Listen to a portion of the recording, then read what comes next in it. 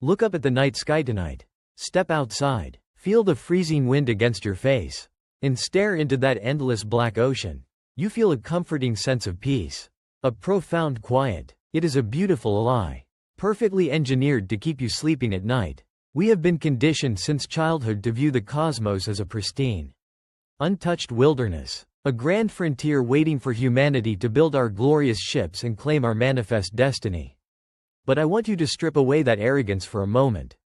If you wander into a dark, abandoned house at the end of a forgotten road, and you find the heavy oak doors splintered off their hinges, if you find the wallpaper scorched black, the structural beams melted like wax, and deep, frantic scratch marks gouged into the concrete floor, you do not call that an untouched frontier. You call it a crime scene. You back away slowly, holding your breath, praying that whatever tore this place apart is no longer standing in the shadows watching you. But where exactly do we run when the crime scene is our entire solar system? For over half a century, we have been hurling pieces of metal into the dark. We send probes to photograph dead rocks, mapping out the craters and the dust, pretending we are the brave first explorers of this cosmic neighborhood. We are not the first. We are just the scavengers picking through the rubble. The deafening silence of space is not the silence of an empty, peaceful void. It is the silence of a mass grave. Something ancient, something with engineering capabilities that make our greatest rockets look like crude stone tools, existed right here in our backyard. And something infinitely more ruthless exterminated them. Tonight, we are not reading from the sanitized press releases. We are pulling open the locked filing cabinets. We are looking at the geological anomalies, the redacted satellite telemetry, and the physical impossibilities that space agencies nervously laugh off as natural formations. These are not just rocks. These are the 10 physical scars. The 10 undeniable ruins hidden across our solar system, proving that we are building our fragile little civilization on the ashes of murdered gods. Number 10. The equatorial weld on Saturn's moon iapetus. Let us begin our autopsy deep in the freezing outer limits. Enveloped in the pale rings of Saturn, iapetus is a celestial body that fundamentally breaks the laws of gravitational mechanics. Gravity is the ultimate, relentless sculptor of the universe. Over billions of years, it relentlessly crushes massive chunks of matter until they form near-perfect spheres. But iapetus is not a sphere. It looks exactly like a crushed walnut. Because running flawlessly, and I mean mathematically flawlessly, along its entire equator is a towering ridge of solid rock and ice. This is not a slight bump. It is a wall 20 kilometers high and 20 kilometers wide.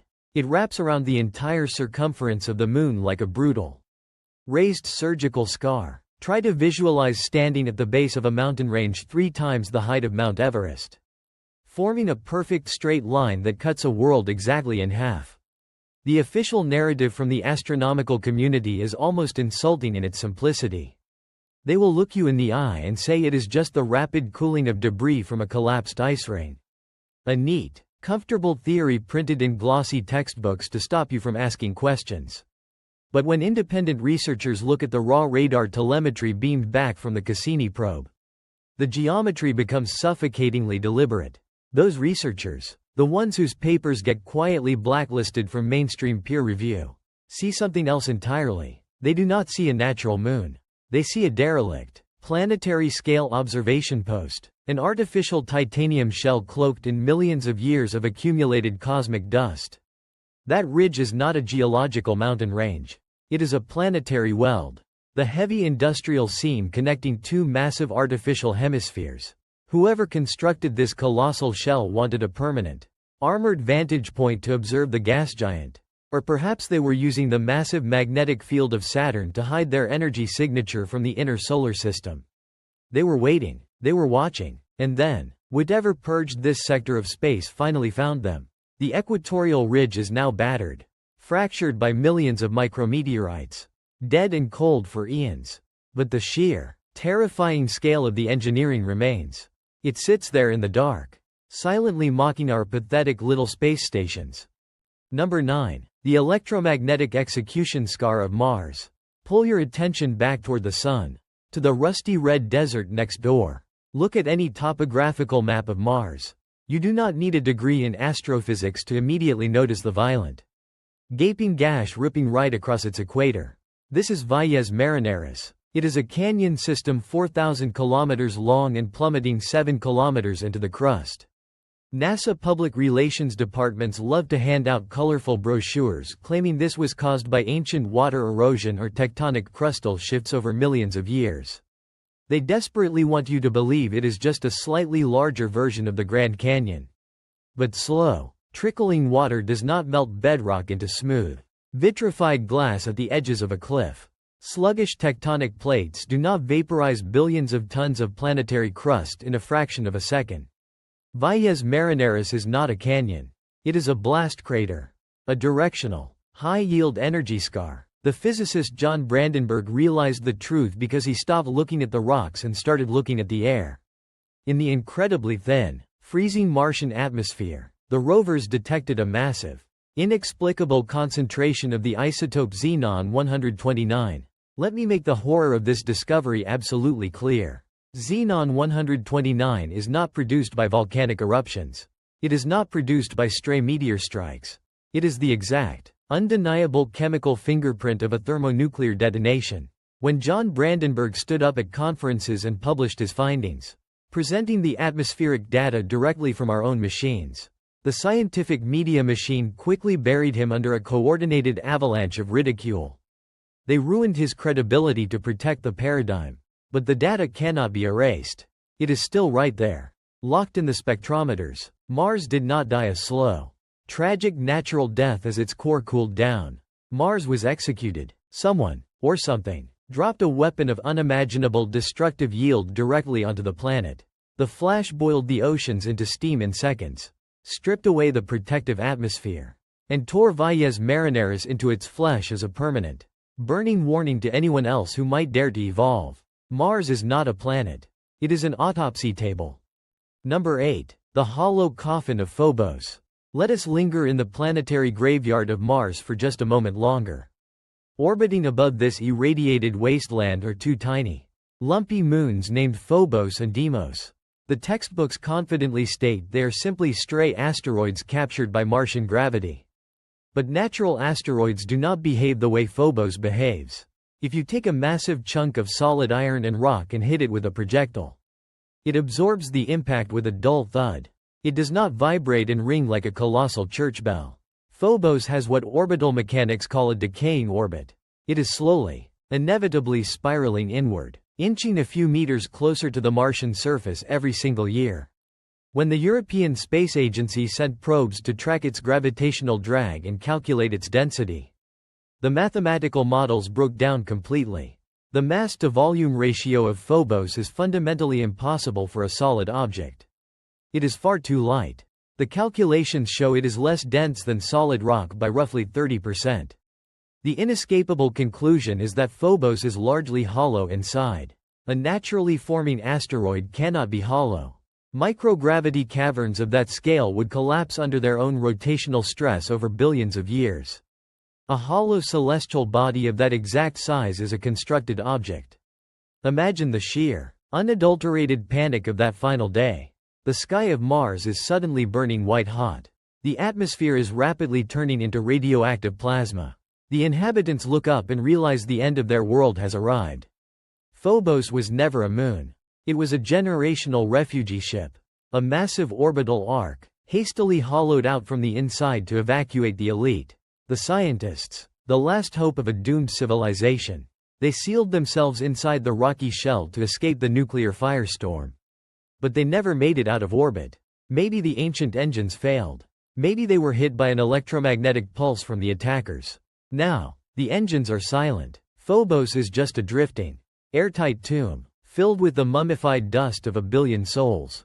And the cruelest irony is that their tomb is slowly falling back down, waiting to crash into the very dead world they sacrificed everything to escape. Number 7. The stitched corpse of Miranda. Let us travel further out into the frozen abyss, to the orbit of the gas giant Uranus.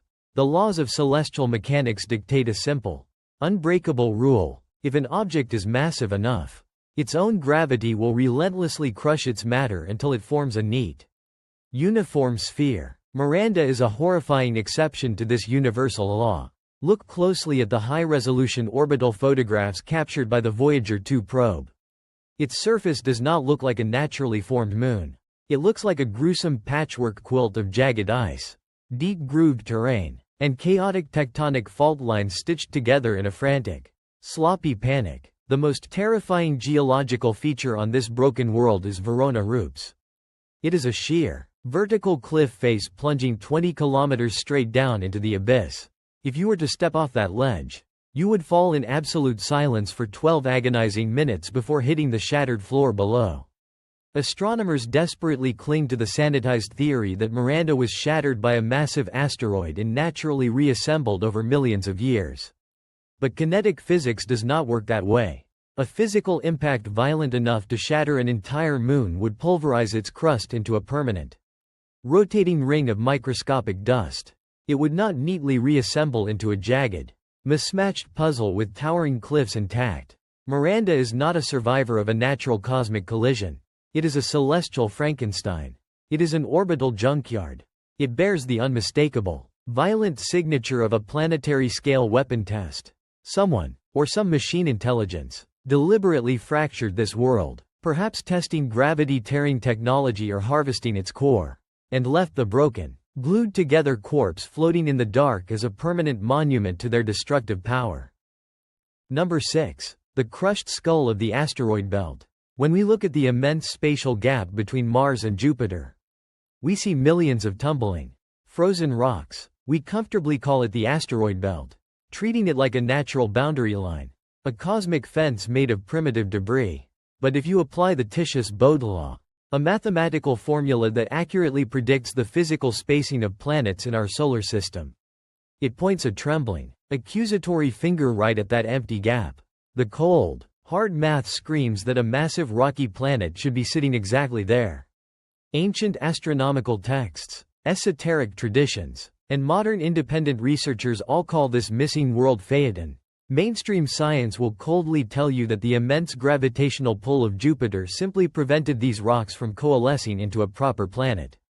But the physical evidence locked inside those rocks tells a much darker, much bloodier story. When we examine the chemical composition of these tumbling asteroids, they are not raw, primordial dust left over from the birth of the Sun. Many of them contain heavy metals, rare earth elements, and differentiated geological layers that only ever form inside the pressurized, superheated core of a fully formed, mature planet. These rocks are not the unformed building blocks of a world that failed to be born.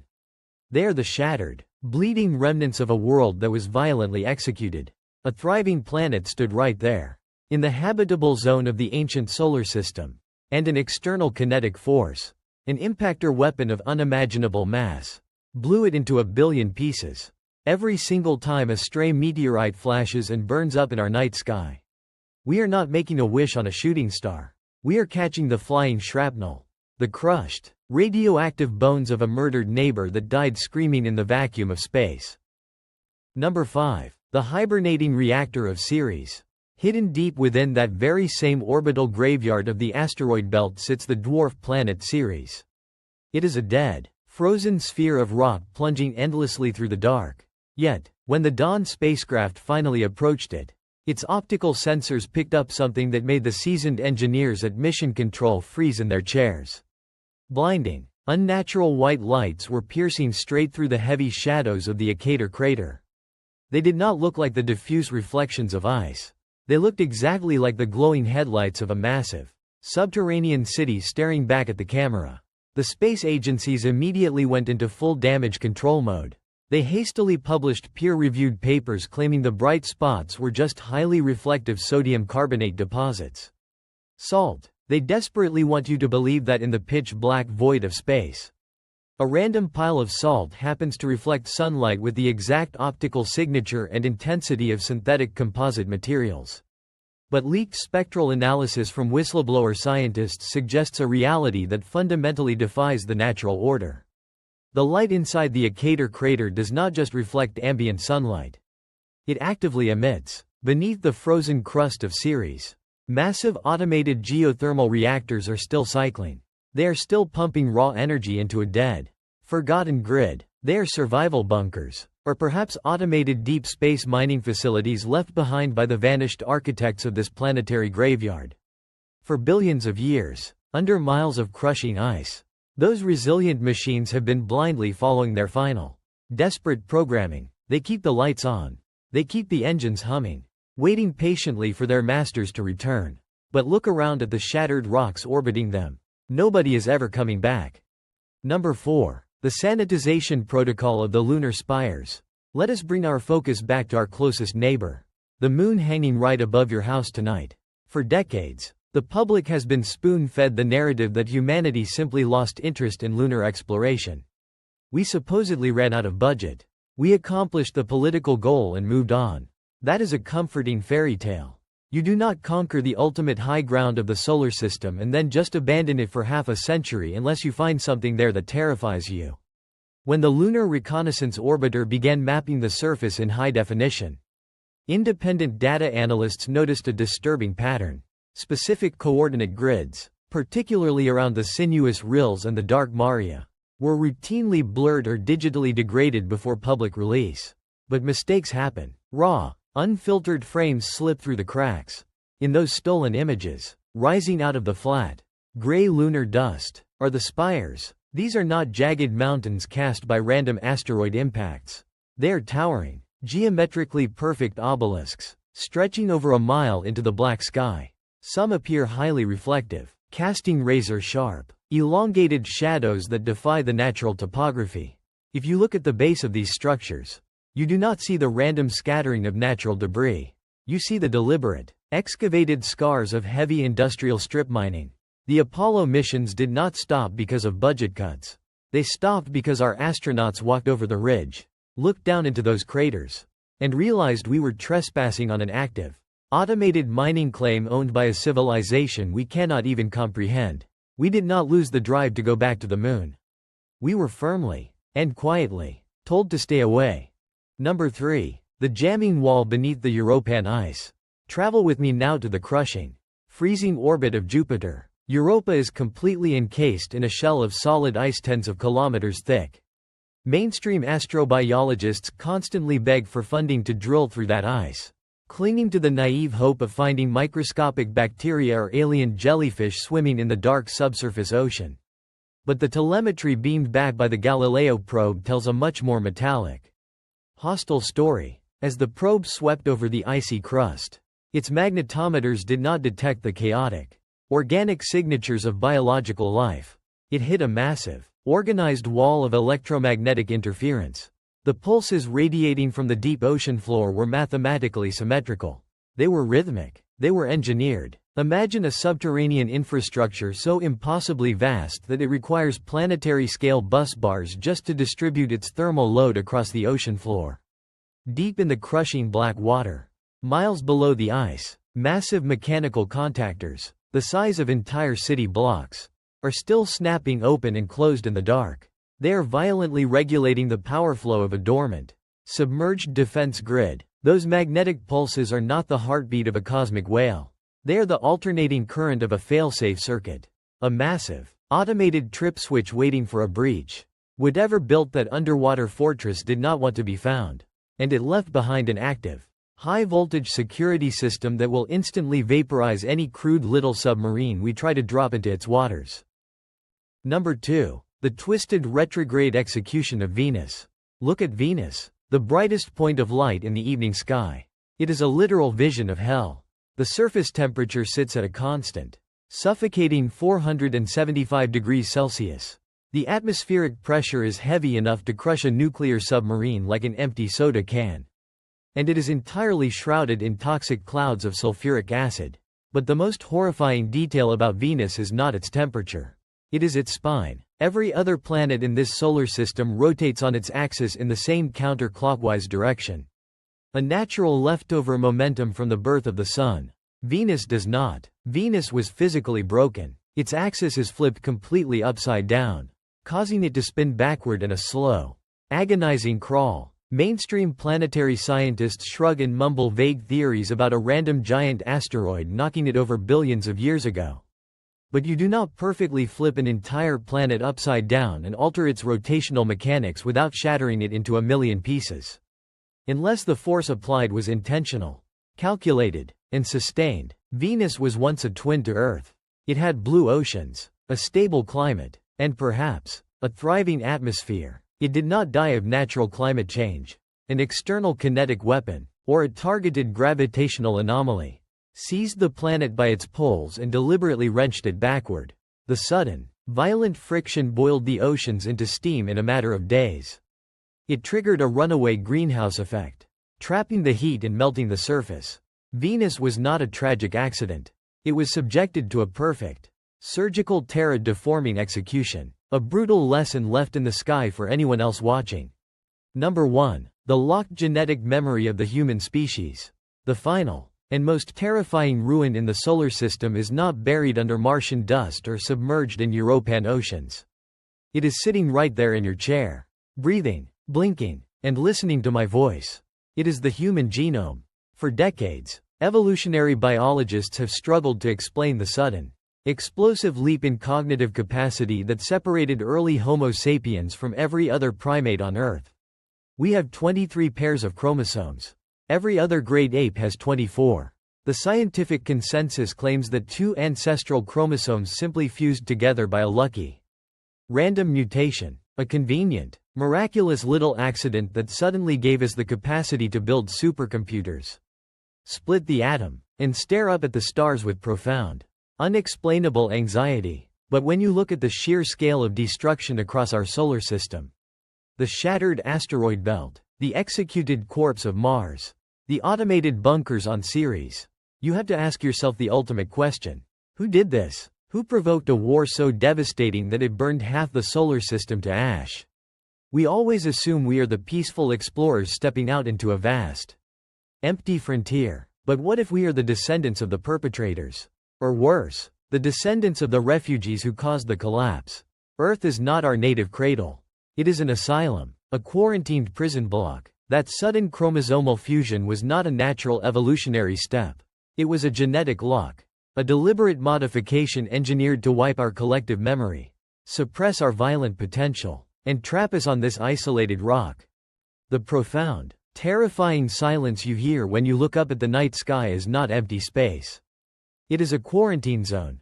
The rest of the universe is actively ignoring us, terrified that the dormant virus locked inside our DNA might one day wake up and reach for the stars again.